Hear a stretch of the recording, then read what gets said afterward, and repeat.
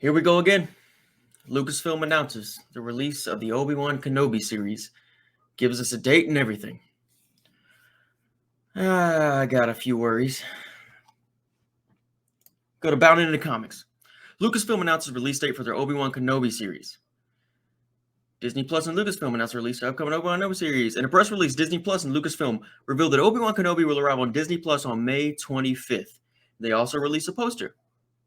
Good enough. Got twin sons. Clearly it's Tatooine. Obi-Wan walking through probably the Dune Sea, lightsaber in hand. Good enough poster. I should be really fired up about it. This press release also included a brief synopsis for the series. It states, the story begins 10 years after the dramatic events of Episode 3. Obi-Wan Kenobi faced his greatest defeat, the downfall and corruption of his best friend and Jedi apprentice, Anakin Skywalker, who turned to the dark side as an evil Sith Lord Vader. The series was initially announced during Disney Plus panel at D3 Expo in 2019. Of course, they did the obvious thing, bring back Ewan McGregor. I mean, that's a no-brainer. Don't expect applause for an obvious move. Kennedy would go on to claim the show's scripts had already been completed. We are really close. We have all the scripts written. We are ready to start shooting next year. We could not be more excited, cannot wait for production. However, by early 2020, reports indicated that the series production crew was sent home to put the show on hold. I'm sure they blamed it on the world's most deadly disease of all time. The Hollywood Reporter claimed that the show was put on hold because the scripts stunk. They claim sources tell THR, the Hollywood Reporter, that the scripts, only 2 were written, and the story became an issue, and that the entire package had been jettisoned.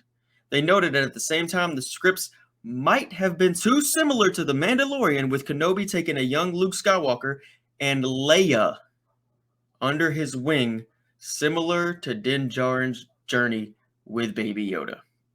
Why in the world would they have Obi-Wan taking Leia? Leia doesn't know who this man is. She knew about him through her father. She said, "You served my father under the Clone Wars." That's how she knew of Obi-Wan. She didn't have any previous reaction. Clearly, they would have made the connection that her and Luke were siblings. Disney doesn't care, though. They just want you to watch. They just want you to consume their product. They don't care how they get you to do it. They just want you to do it. In December 2020, during Disney's Investor Day 2020 presentation, which is that's all they care about is Investor Day, Kennedy touted that the series claiming it would feature a rematch between Darth Vader and Obi-Wan Kenobi. She stated, Obi-Wan Kenobi begins 10 years after the dramatic events. You already said this. Our fans will be thrilled that Hayden Christensen will be returning in the role of Darth Vader. This will be the rematch of the century. We already had the rematch of the century. It was on the Death Star when he shut down the tractor beam and sacrificed himself to Vader so the others could get away, so that Luke could get away. We had it. Vader says, "When I left you, I was but the learner. Now I am the master."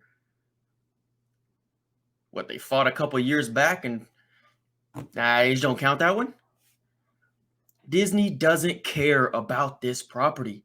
They care about the money that the property brings. You need to get writers that give a damn about continuity and give a damn about writing a good story. The show's showrunner, Deborah Chow, which I think directed the only good episode of The Mandalorian, confirmed this rematch, telling Games Radar, "We couldn't tell the story of Obi-Wan without Darth Vader." She added, "We will definitely see Obi-Wan and Vader get into it again."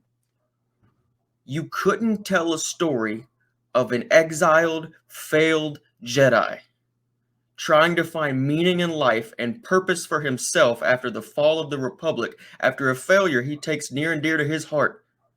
You couldn't tell that story? You couldn't tell a story where, yes, Obi-Wan looks over Luke. Ben, at this point, looks over Luke. Maybe teaches him some things. He's not going to reveal anything about his lineage. Clearly, we saw that in Episode 4, where he finally revealed the true lineage of Luke Skywalker. Maybe not who his dad was, but that his father was a Jedi. not the who he is now, the second most evil dude in the galaxy. You couldn't tell a story about a failed man struggling to find himself in a desert world.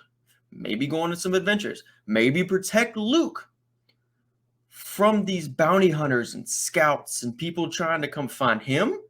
They didn't know about Luke, but he definitely would want to keep them away from him. They would want to keep them away from the Lars farm. But no, fight. Look, Darth Vader, Obi-Wan, fight. That's all they want. They just want people to tune in and watch these big moments.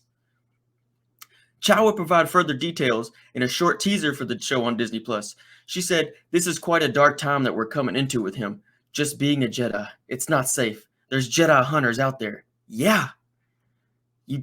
You just gave a plot line that you might touch on, but you still don't need this. You don't need the rematch. We've already had it. McGregor added, "At least he has this one task left, which is to keep Luke safe." Again, at least he understands his character. That is his sole mission now, is to keep Luke safe. That's it. Which Disney, of course, throughout the extended universe, which is after Luke blows up the first Death Star, Vader uses Boba Fett to find out who he really is. Chow then states, "That's definitely a starting place for our story. The interesting this is going to be where it goes from there." Chow would later state, "We couldn't tell the story of Obi-Wan Kenobi without addressing Anakin or Vader."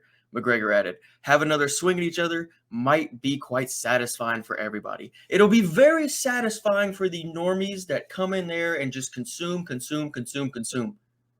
For me, a real Star Wars fan, a guy who has grown up with this franchise, who's loved this franchise near and dear to my heart. I even like the prequels. I get it. I know the problems, but I get it. Okay? I understand the problems. I love them. They're great. They have a good underlying story. We couldn't tell the story of Obi-Wan without addressing Anakin or Vader. Flashbacks, maybe. Flashbacks to his friend.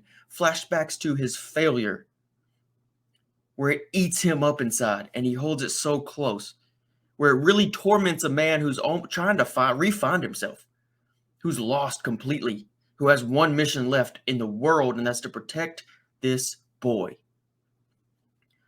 The series stars Ewan McGregor as Kenobi, clearly. It also stars Moses Ingram, Joe Edgerton, Bonnie Pice. I'm not going to read all these names. Oh, yeah. Hey, little Ice Cube. Hey, Han from Fast and Furious. This series is executive produced by McGregor, Kathleen Kennedy. Of course, she's there. Oh, dear God. Do you plan on checking out Obi-Wan Kenobi on Disney+? No. No, I don't.